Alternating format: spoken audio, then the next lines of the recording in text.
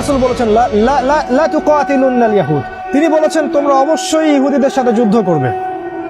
এবং একটা ইহুদি যদি পাথরের পিছনে লুকায়, সেই পাথর পর্যন্ত বলবে যে ইয়া ইয়া মুসলিম ইন্না ওয়ারাইল ইয়াহুদ তাআলাউ ফাকতুলু, আসো আমার পিছনে ইহুদি আছে, ওকে আসো হত্যা করে যাও। তার মানে ওদের সাথে আমাদের যুদ্ধ হবেই হবে, কারণ এই কথা কে বলেছেন? রাসূল সাল্লাল্লাহু আলাইহি ওয়াসাল্লাম বলেছেন।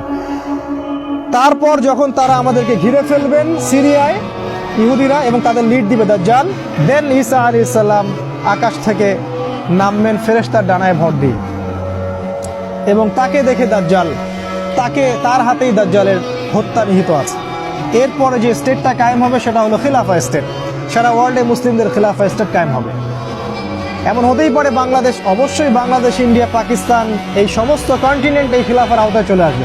পৃথিবীর কোনো গভর্নমেন্ট এটাকে ঠেকাতে পারবে না, পৃথিবীর কোনো গভর্নমেন্ট এটাকে ঠেকাতে পারবে না।